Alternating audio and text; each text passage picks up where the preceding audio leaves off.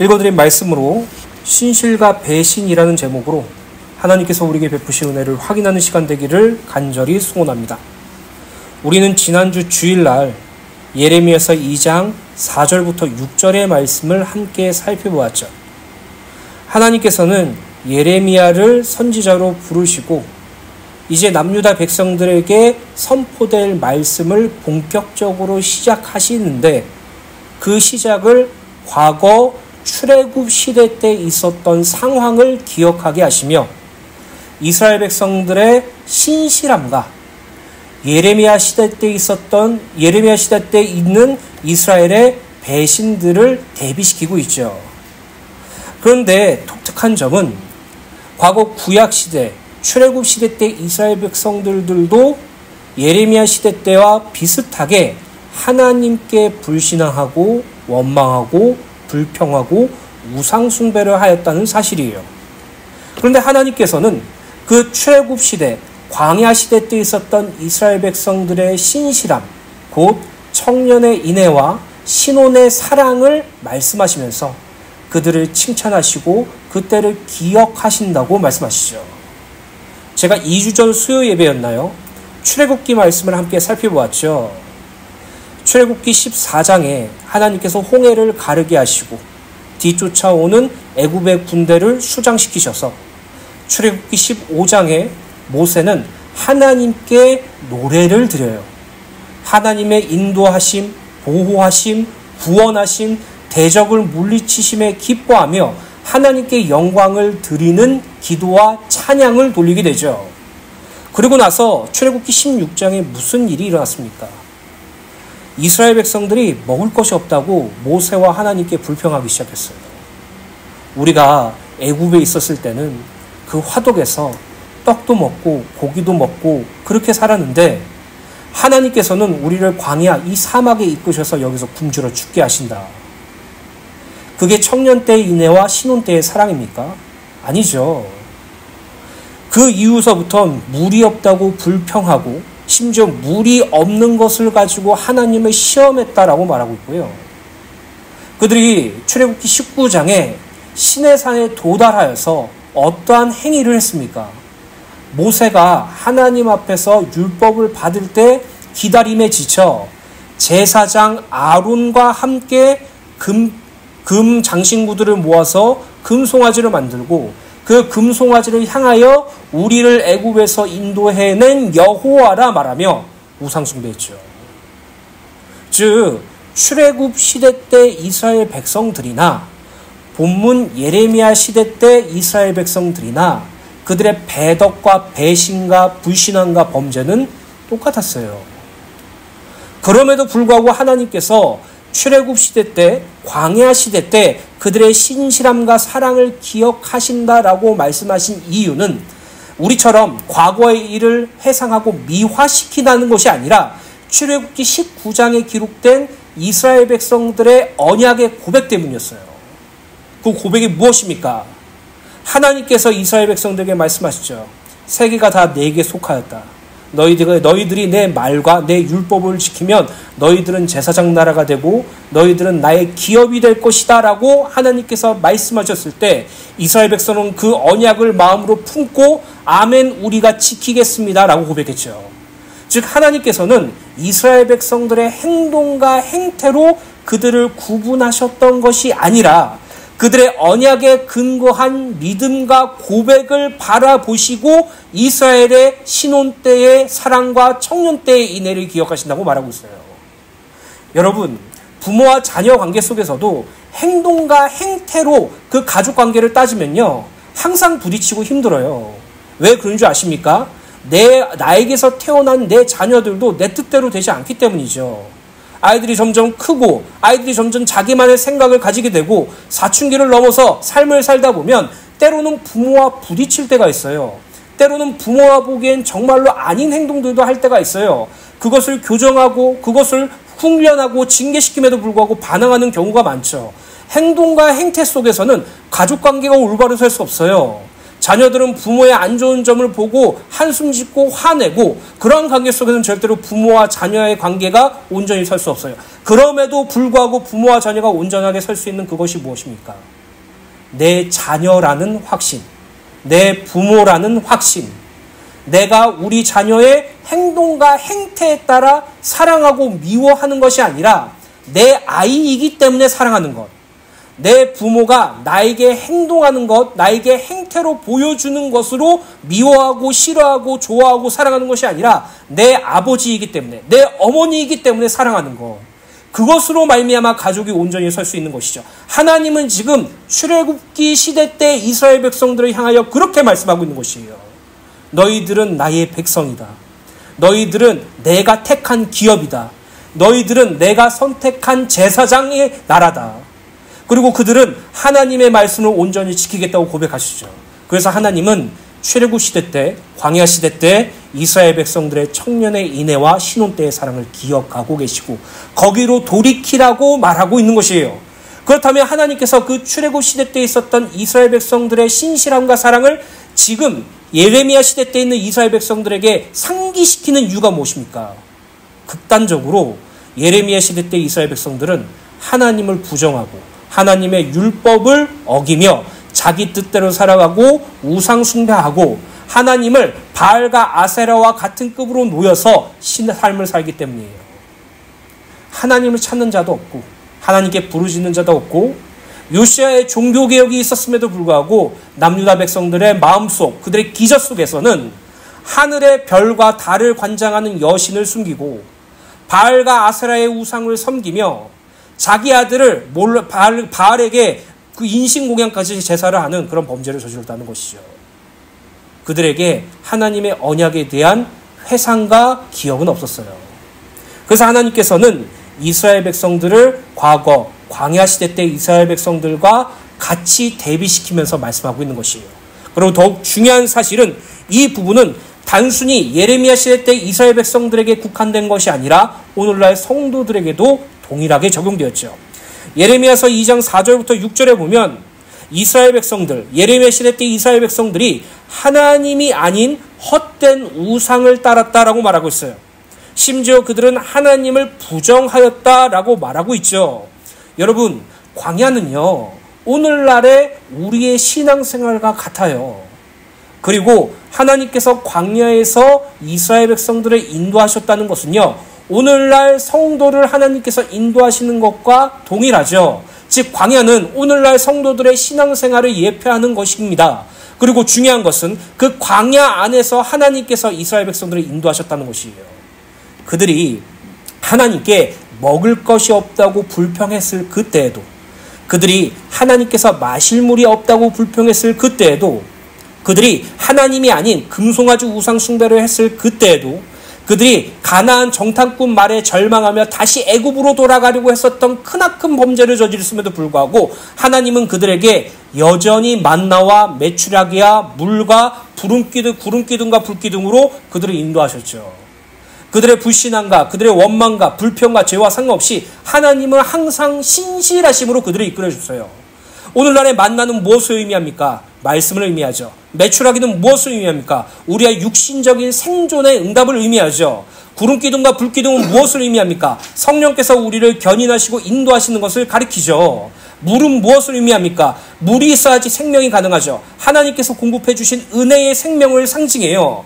우리가 이 땅에서 신앙생활을 하면서 광야길을 걸으면서 우리가 눈에 보이는 증거가 없어 보이고 우리가 귀에 들리는 것이 없는 것처럼 느껴지지만 하나님은 항상 우리에게 말씀으로 공급해 주시고 하나님은 항상 우리에게 무엇을 먹고 입고 마실지 하나님께서 우리에게 허락해 주셨으며 하나님께서 우리에게 날마다 생명의 물 대신 생수의 근원 대신 그리스도 예수로 풍족하게 하셨고 구름기둥과 불기둥 곧 성령의 인도하심으로 말미암아 날마다 우리를 인도하셔서 마침내 가나안 땅 하나님의 나라까지 인도하셨어요. 그것이 구원받은 성도의 신앙생활이죠. 또 그들은 광야에서 출애굽 때 이스라엘 백성들은 하나님의 인도를 받았을 때 하나님이 어디 계시냐라고 묻는 자가 한 명도 없었어요. 이 말은 어떤 것을 의미하고 있습니까? 그들은요 하나님의 인도하심을 직접 보고 체험했기 때문이에요. 만나와 메추라기를 통해서 반석에 나오는 물을 통해서 우리를 자신들을 이끌어가는 구름 기둥과 불 기둥을 통해서 그들은 하나님의 인도하심과 함께하심과 보호하심을 체험했기 때문에 하나님이 없다, 하나님이라는 존재는 존재하지 않는다라는 그런 부정적인 범죄를 저지르지 않았어요. 그러나 예레미야 시대 때 이스라엘 백성들은 헛된 우상을 쫓고 하나님을 부정했다라고 말하죠. 이는 오늘날 불신자들과 똑같은 삶을 살죠. 자기의 욕심과 자기의 쾌락과 자기의 행복을 추구하기 위해서 종교를 택하고 삶을 살면서 하나님이라는 존재를 철저하게 부정하며 하나님이라는 존재, 그리스도 예수의 구원이라는 것을 철저하게 부인하는 삶을 사는 것과 똑같죠. 그래서 성경은 말해요. 의로운 자는 단 한 명도 없다고요. 깨닫는 자도 없고 그 하나님을 바라보는 자도 없다는 사실을 분명히 말하고 있어요. 로마서 3장 10절부터 18절 말씀, 현대인의 성경으로 읽어드리도록 하겠습니다. 그것은 이렇게 기록된 성경 말씀과 같습니다. 의로운 사람은 없으니 하나도 없으며 깨닫는 사람도 없고 하나님을 찾는 사람도 없다. 모두 진리에서 떠나 쓸모없게 되었고 선을 행하는 사람이 없으니 하나도 없다. 맞아요. 이 말씀은 하나님께서 모든 인간들에게 내려진 그들을 향한 본성적인 선고죠. 의로운 사람이 없어요. 하나님을 찾는 사람도 없어요. 모두 다 진리에 떠났어요. 하나님의 구원, 선을 행하는 사람이 하나도 없어요. 이는 우리도 여실히 드러나죠. 그들의 목구멍은 열린 무덤 같으며 그들의 혀로는 남을 속인다. 그들의 입술에는 독사의 독이 있고 그들의 입에는 저주와 독설이 가득하다. 그들은 살해하는 것을 주저하지 않으니 그들이 가는 곳마다 파멸과 불행이 따르고 그들은 참된 평안이 무엇인지 모른다. 그들의 눈앞에는 하나님을 두려함이 없다. 이것이 불신자와 하나님을 부인하고 헛된 것을 쫓는 죄 가운데 빠진 성도들의 삶이라고 말씀드릴 수 있어요. 하나님께서는 그들에게 과거의 믿음과 첫사랑을 되찾을 것을 명령하고 계시죠. 사랑하는 주의 교회 성도 여러분, 첫사랑, 그것은요, 내가 예수를 믿고 내 감정과 내 마음이 뜨거워서 무엇이든지 하나님께 자신의 것을 드릴 수 있는 상태를 첫사랑이라고 말하지 않아요. 사람들은 그렇게 생각하죠. 내가 처음 예수를 믿었어. 내가 처음 하나님을 알게 되었어. 너무 마음이 기쁘고 뛰어. 나의 행위와 나의 헌신과 나의 봉사로 하나님을 기쁘게 해드리고 싶어. 그것을 첫사랑이라고 생각하는데요. 아니에요. 첫사랑은 내가 하나님의 사랑이 무엇인지 알게 되는 것이 첫사랑이에요. 내가 그 사랑에 너무나도 기뻐서 하나님 사랑합니다라고 고백하는 것이에요. 내 사랑의 대상이 가족도 아니고 자기 자신이 아니라 하나님께 온전히 향하는 그 사랑, 그 안에 헌신과 봉사와 여러 가지들이 들어있겠죠. 그 첫사랑을 회복하라는 것이에요. 어떤 것을 의미합니까? 나를 남편으로서 바라봐. 나를 아버지로서 바라봐.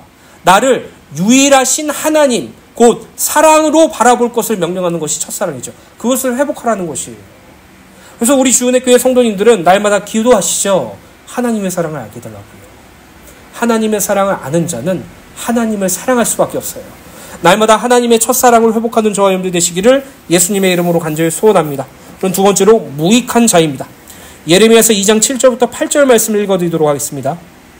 내가 너희를 기름진 땅에 인도하여 그것의 열매와 그것의 아름다운 것을 먹게 하였거늘 너희가 이리로 들어와서는 내 땅을 더럽히고 내 기업을 역겨운 것으로 만들었으며.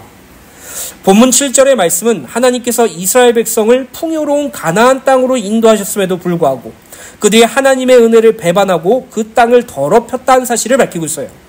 여기서 기름진 땅이란 풍요롭고 비옥한 땅을 의미하며 하나님께서 이스라엘 백성에게 주신 축복의 땅을 가리키죠. 그것의 열매와 그것의 아름다운 것은 기름진 땅 가나안에서 나는 풍성한 열매와 좋은 것들을 의미하며 하나님께서 이스라엘 백성에게 주신 육신의 부요함을 상징해요. 그러나 이 기름진 땅과 그것의 열매와 아름다운 것은 단순히 물리적 토지나 세상적인 부요함을 의미하는 것이 아니라 하나님께서 주시는 진정한 부요와 생명, 언약적 축복을 상징하죠. 기름진 땅이란 장차 오실 메시아 안에서 완전하게 실현될 하나님의 나라를 예표해요. 가나안 땅이 무엇을 예표합니까? 하나님의 나라를 예표하죠. 구약에서 가나안 땅의 부요와 안전은 메시아를 통해 성취될 영적인 통치, 부요함과 평안의 그림자인 것이에요. 또한 그것의 열매와 아름다운 것은 단순히 농작물이 아니라 하나님의 은혜와 생명을 통한 부요함을 상징하죠.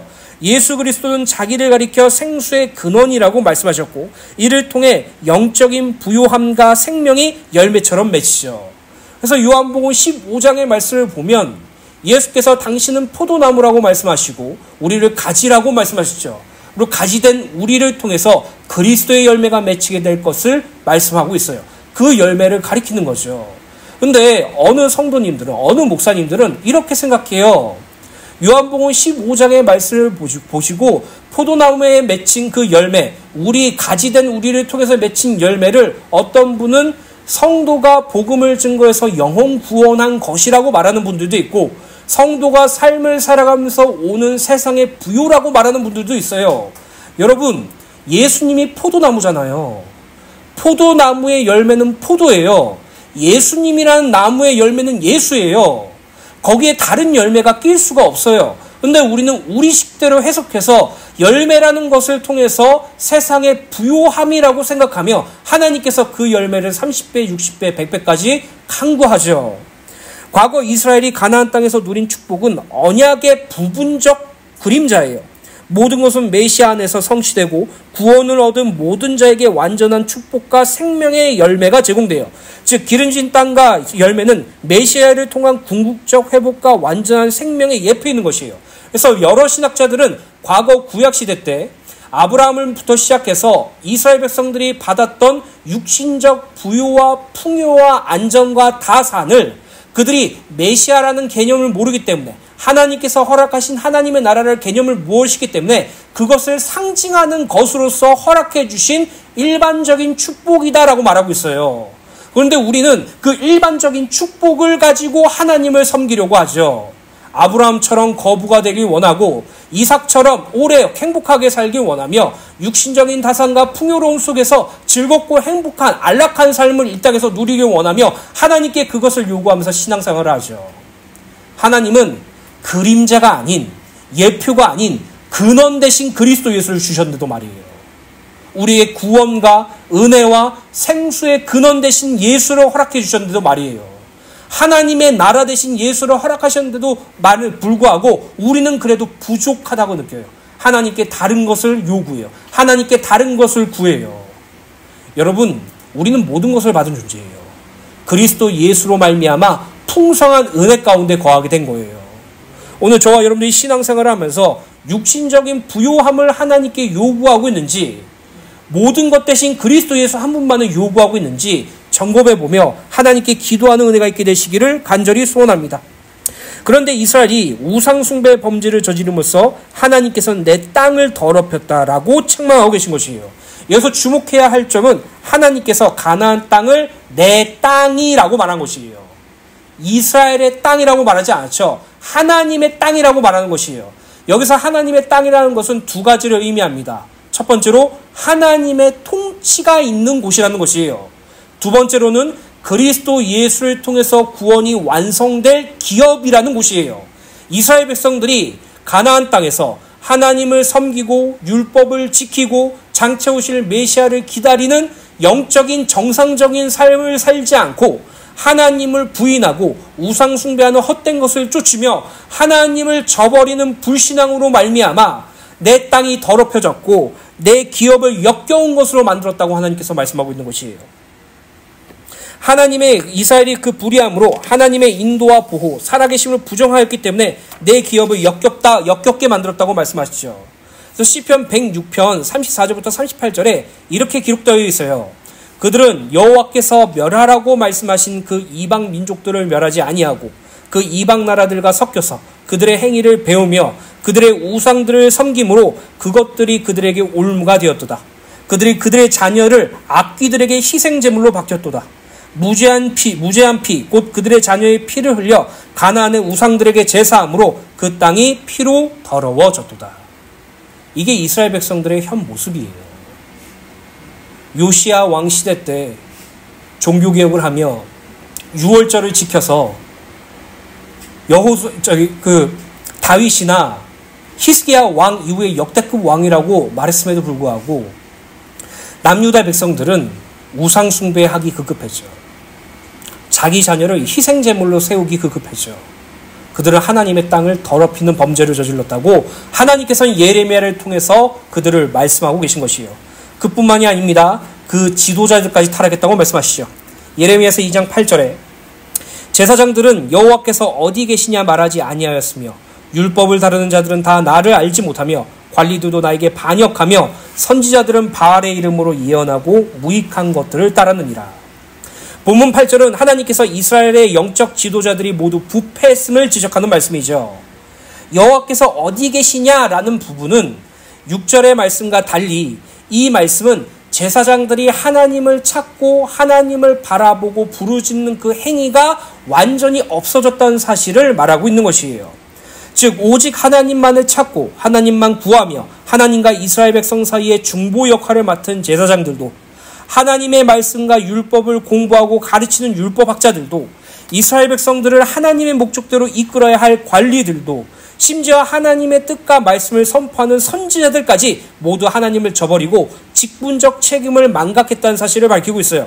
심각한 것은 이 하나님의 뜻과 말씀을 선포해야 할 선지자들이 바알의 이름으로 예언하고 무익한 것들을 따랐다라고 말하고 있죠. 그리고 이는 오늘날 성도들에게도 동일하게 적용할 수 있는 부분들이에요. 우리는 왕같은 제사장이죠. 하나님의 거룩한 나라죠. 하나님의 말씀을 증거하는 선지자이기도 합니다.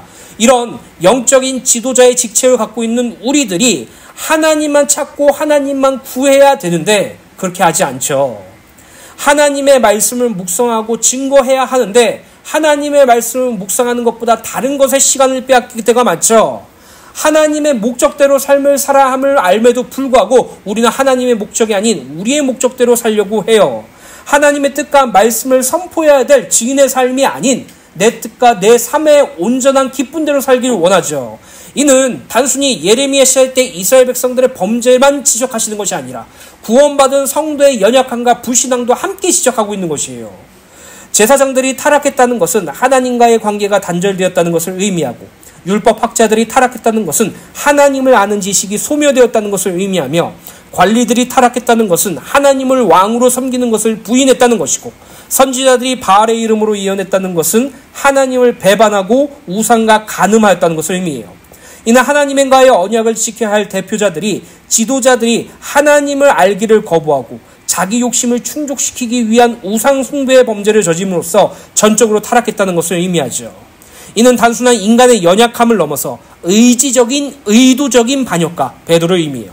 그리고 이스라엘의 지도자들이 하나님을 버리고 우상 숭배를 저지른 것은 곧 이스라엘의 공동체 전체가 무너지고 있다는 사실을 드러내죠. 미가서 3장 9절부터 11절입니다. 야곱 족속의 우르머리들아, 이스라엘 족속의 통치자들, 곧 정의를 미화하고 정직한 것을 굽게 하는 자들아, 원하노니 이 말을 들으시오라. 시온을 피로 예루살렘을 죄악으로 건축하는도다. 그들의 우두머리들은 뇌물을 위하여 재판하며 그들의 제사장은 삭을 위하여 교훈하며 그들의 선지자는 돈을 위하여 점을 치면서도 여호와를 의뢰하여 이르기를 여호와께서 우리 중에 계시지 아니하냐, 재앙이 우리에게 임하지 아니하리라 하는도다. 끔찍하죠. 미가는요, 예레미야와 동시대 때 활동했던 선지자로 기억하고 있어요. 그들은 남유다 백성들을 향해서 이렇게 말하고 있는 거예요. 지금 예레미야 시대 때 이스라엘 백성들을 향해서 이렇게 말하는 것이에요. 너희들은 하나님을 온전히 섬겨야 됨에도 불구하고 육신적인 뇌물을 더욱더 좋아하고 자기의 돈과 삭을 위하여 말씀을 얼마든지 바꾸며 돈을 위하여 살아가며, 그럼에도 불구하고 하나님께서 우리 중에 계시다, 재앙이 우리에게 임하지 않는다라고 말하죠. 여러분, 그리스도 예수의 복음이 아니라 다른 것을 전하는 그 모든 것이 다른 복음이에요. 예수 그리스도의 십자가 대속 외에 다른 것을 전하는 것 자체가 거짓 사상이라고요. 그런데 우리는 오늘날 너무나도 많은 다른 복음과 거짓 사상에 매료되고 취해 있죠. 목회자들은 성도의 귀를 즐겁게 해줘야지만이 교회가 온전히 세워질 수 있다고 착각하고 늘 그들에게 긍정적인 힘을 주는 말, 동기부여를 줄 수 있는 말, 세상과 부요와 물질적인 풍요를 책임져 줄 수 있는 그러한 말들을 하나님의 말씀이라고 포장해서 그들에게 전해요. 절대로 죄와 불신앙과 연약함을 그들에게 들추지 않아요. 성경에서 말하는 죄에 대해서 가르쳐 주지 않아요. 왜요? 그렇게 말하면 성도들이 듣기 싫어하니까. 성도들도 역시 온전한 복음보다 내가 이 땅에서 한 주 동안 내가 활발하고 활동적이고 기쁘고 긍정적으로 살 수 있는 어떤 에너지를 교회와 성경과 예배를 통해서 발견하려고 하고, 삶 속에서 나의 삶과 자아 성취와 자아 실현을 위한 그런 성공을 위한 동기부여를 교회 안에서 발견하려고 하고, 교회에 같이 있는 성도들과 어떻게든 인맥과 도움을 받아서 이 땅에서 좀 온전하게 살려고 노력하고 있잖아요. 미가서 3장 9절부터 11절에 있는 말씀이 오늘날의 한국교회에 있는 말씀과 똑같아요. 지도자들은 돈을 위해서, 목회자들은 돈을 위해서, 말씀을 전하는 자들도 돈을 위해서, 세상적 물질과 풍요를 위해서 언제든지 하나님의 말씀을 왜곡하는 삶을 살죠. 우리는 그리스도를 그렇게 배우지 않았습니다. 우리는 그리스도를 그렇게 배우지 않았어요. 우리는요, 어떠한 것이든 상관없이 예수 그리스도의 복음을 증거해야 될 줄로 믿습니다. 우리의 삶 속에, 우리의 인생 속에 다른 복음이 아닌 오직 진리, 하나님의 복음으로 충만해야 될 줄로 믿습니다. 그럼 그 하나님의 복음의 첫 시작이 무엇입니까? 나는 죄인입니다. 입니다. 하나님과 떠난, 하나님과 단절된 죄인이 바로 나입니다. 그런데 나를 긍휼히 여기시고 사랑히 여기신 하나님께서 그리스도 예수를 이 세상에 보내시고 나의 죄를 대신 지게 하시고 나의 죄를 대신 대가로서 십자가에 죽으심으로 말미암아 내 죄가 완전히 소멸되었고, 내가 그분을 마음으로 믿고 입으로 시인함으로 말미암아 하나님의 자녀가 되었고, 불의했던 내가 하나님 앞에 의롭게 되었고, 아무것도 아닌 하나님 앞에 무익했던 내가 하나님의 존귀한 자녀로 바뀌게 되었다는 그 복음이 우리에게 있어서 전부라고요. 우리가 흔히 영접기도, 영접 메시지로 했던 그 복음이 우리의 모든 것이라고요. 기본이 아니라 전부고, 거쳐갈 수순이 아니라 우리가 평생 안주해야 될 것이죠. 오늘 저와 여러분들의 마음속에 무엇이 박혀 있습니까? 무엇을 간절히 소원하고 있습니까? 하나님을 사랑하고 예수를 사랑하고 하나님을 아는 지식으로 충만하고 그리스도 예수의 진리로 풍성하게 소원하신다면 지금 이 시간 하나님 앞에 나를 만나달라고 기도하세요. 나에게 찾아와 달라고 기도하세요. 내 마음이 그리스도로 충만하게 해달라고 기도하세요. 하나님의 은혜로 충만하게 해달라고 기도하세요. 지금 내가 바라고 있는 간절한 기대와 소원이 그리스도 아는 지식으로 풍성하게 해달라고, 세상의 배설물과 세상의 쓰레기와 세상의 욕된 것들을 내 마음에 품어주는 것이 아니라 하나님으로 말미암아 하나님의 은혜만을 풍성하게 바라는 저와 여러분들 되시기를 간절히 소원합니다. 그래서 결론적으로 우리의 복음, 우리가 품어야 될 사상, 우리가 가져야 될 은혜는 로마서 3장 23절부터 26절이에요. 기록된 바 의인은 없고 하나도 없다고 말하고 있으며 하나님을 찾는 자도 없고 하나님의 선을 추구하는 자도 없으며 모두 다 하나님을 부인했던 그때에, 로마서 3장 23절 현대인의 성경입니다. 모든 사람이 죄를 지어 하나님의 영광스러운 표준에 미치지 못하였으나 예수 그리스도께서 마련하신 구원의 길을 통해 하나님의 은혜로 값없이 의롭다는 인정을 받게 되었습니다. 하나님께서는 그리스도 예수님의 피를 죄에서 구원하는 제물로 삼으시고 누구든지 그분을 믿으면 하나님과 화목하게 하셨습니다. 그것은 하나님께서 지금까지 참으심으로 그냥 지나쳐 왔던 과거의 모든 죄를 오늘날 그리스도로 말미암아 해결하심으로 자기의 의로우심을 나타내셔서 자기도 의로우시며 예수님을 믿는 사람도 의롭다고 인정하기 위해서입니다. 이것이 우리의 복음이에요. 이것이 우리가 평생 묵상해야 할 진리고 구원이에요. 그래서 저는요, 신앙생활 하면서 여러 육신적인 응답을 받았어요. 심지어 말도 안 되는 그런 육신적인 응답을 받아서 너무나도 안정되고 평안한 삶을 산 적도 있었어요. 저희가 서울에 올라오기 불가능할 때 하나님께서는 저에게 말도 안 되는 응답을 통해서 집을 허락해 주셨죠. 저도 육신적인 축복을 많이 받았어요. 그리고 세상적으로 안정과 평안함과 부요함까지는 아니더라도 그냥 소위 제가 웃으면서 한 말, 일주일에 한 번은 치킨 시켜 먹을 돈은 하나님께서 항상 허락해 주셨어요. 근데 그건요, 저에게 아무런 가치가 없어요. 저에게 있는 가장 큰 은혜와 제가 기억하는 가장 큰 행복은 무엇인지 아십니까? 내가 연약했을 때 하나님께서는 기약에 찬 그리스도 예수를 나를 위해서 보내시고 죽이셨다는 사실을 믿게 되었을 때예요. 내가 죄인 되었을 때 하나님이 그리스도 예수를 죽이심으로써 당신의 사랑을 확증하셨다라는 그 말씀이 나에게 임했을 그때예요. 내가 하나님 앞에서 원수 되었을 때 하나님은 예수를 화목제물로 세우셔서 나의 죄를 용서하시고 나와 화목하게 하셨다는 사실이 나의 심장과 영혼에 박혔을 그때, 성삼위 하나님의 은혜와 사랑의 구원이 무엇인지 알게 되었을 때, 고난 중에 그것을 발견했을 때, 그 삶을 내 말씀 속에서 발견했을 때 저는 가장 행복하고 가장 크게 기뻤어요. 그게 저를 살게 하는 원동력이고 그게 저를 생명으로 이끌게 하는 은혜라고 저는 확신해요. 사랑하는 주내교회 성도 여러분, 저와 여러분들이 이 땅에 살아가면서 성삼위 하나님의 구원 하나만 알고 누리게 되기를 간절히 소원합니다. 이것을 위해서 날마다 기도하기를 예수님의 이름으로 축원합니다. 예레미야서 2장 9절부터 이 다음 주에 나가게 되죠. 예레미야서 2장 9절의 말씀이 저에게도 너무나도 큰 은혜로 다가왔어요. 하나님께서는 예레미야 시대 때 이스라엘 백성들의 범죄를 지적하시고 예레미야 2장 9절에 이렇게 말씀하세요. 그러므로 나는 이스라엘 너희와 너희 후손들과 싸우리라 라고 말했어요. 하나님께서 이스라엘 백성들과 싸울 거래요. 이상하죠? 예레미야 시대 때 이스라엘 백성들은 범죄로 인하여 멸망이 확정된 자들이었어요. 하나님께서 그들의 죄를 지적하시고 그 죄의 대가로 철저하게 멸망시키시면 돼요. 실제로 이스라엘 백성들, 북이스라엘은 진작에 아수르에게 멸망당했고요. 남유다는 바벨론에게 멸망당하고 포로로 끌려가죠. 하나님께 바쳐진 성전마저도 폐허가 되었고 그 모든 나라가 폐허가 되었어요. 근데 하나님께서는 왜 이스라엘 백성들을 향해서 내가 너와 너희 후손과 싸우리라 라고 말하고 있습니까? 싸운다는 것은요, 내가 너를 법정으로 소송하겠다라는 말이에요. 법정으로 소송하겠다는 말은요, 시시비비를 법적인 것을 가지고 명확하게 구분하겠다는 것이죠. 오늘날 사회에서도 법정 안에 소송이 있죠. 자기의 억울함이라 자기의 부당함을 느낄 때 모든 사람들은 변호사를 통해서 소송할 수 있어요. 또 나쁜 죄를 지은 흉악한 범죄자들을 검사가 재판에게 소송을 할 수도 있죠. 그 소송의 목적은 하나예요. 무엇이 죄고 그 죄의 의중은 무엇이며 죄의 형량을 정확하게 막기 위한 것을 하기 위한 부분들이 바로 소송이고 심판이고 재판이죠. 하나님께서 이스라엘 백성들을, 그의 후손들을 재판하시겠다, 그들에게 법정 소송하시겠다라고 말씀하시는 것이죠. 왜 그러실까요? 여기서 중요한 핵심은 이스라엘은 하나님의 신부라는 점이에요. 이스라엘은 하나님의 자녀라는 점이에요. 이스라엘은 하나님의 백성이라는 점이에요. 즉 하나님께서는 자기의 아내, 자기의 사랑하는 자녀, 자기의 사랑하는 백성들을 법적으로 심판하시겠대요. 그 이유가 무엇인지 아십니까? 죄가 무엇인지 명확하게 드러나고 깨닫고 그들이 그것을 인정할 수밖에 없게 만드신다는 것이에요.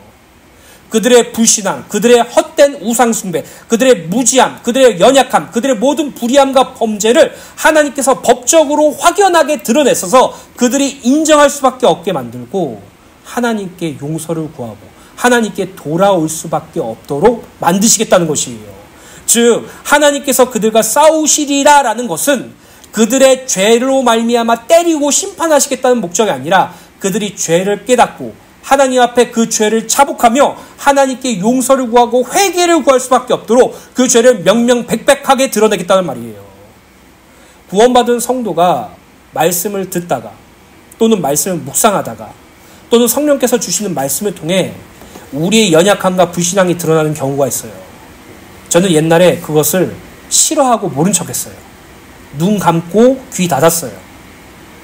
강단에서 목사님들이 나의 불신앙과 연약함을 이 말씀을 통해서 선포할 때 나에게 일부러 그러나 싶어서 오히려 기분 나빠하고 화를 냈어요. 아니더라고요. 하나님께서 내게 주신 말씀이에요. 하나님께서 말씀을 통해서 그 살아있고 활력있는 검을 통해서 내 영혼과 골수와 심장을 찔러 쪼개고 하나님의 말씀으로 나를 완전히 벌거벗기셔서 나의 연약함과 나의 불신앙과 나의 인본주의와 죄성을 드러내게 하셨어요. 예전에는 그것을 내 눈에서 돌이켰어요. 예전에는 그것을 인정하기 싫었어요. 근데 제가 전에 말했죠. 신앙생활 하면서 저 뒤에 저 끝에 뭐가 보여. 그때는 뭐가 뭔지 몰랐어. 근데 그것이 점점 나한테 가까이 와. 점점 가까이 오니까 나의 연약함과 불신앙과 나의 죄야. 나의 불의함과 나의 불신앙이야. 외면하고 싶어. 근데 점점 가까이 찾아와서 이젠 내 눈앞에 나가오게 돼요. 그때 어떠한 선택을 합니까? 무릎 꿇고 하나님의 은혜를 구하죠. 나는 주님이 없으면 살 수 없어요. 나는 주님의 은혜가 없으면 불가능한 존재예요. 나는 하나님을 떠나서는 아무것도 할 수 없어요. 언제 그 고백이 나옵니까? 내 연약함이 드러날 때, 내 불신앙이 드러날 때, 하나님께서 지금 우리를 향해서 그렇게 하시는 것이에요. 하나님께서 이스라엘과 싸우시듯 우리와 싸우고 계세요. 우리의 연약함과 불신앙과 불의함을 드러내시고 거기에 그것을 목도하고 인정하며 하나님의 은혜만 찾고 하나님만 전적으로 의지하는 자로 여호와께서 우리를 향하여 싸우시고 계세요. 오늘 그 싸움을 눈으로 보고 손으로 만지고 하나님께 나아가게 되시기를 예수님의 이름으로 축원합니다.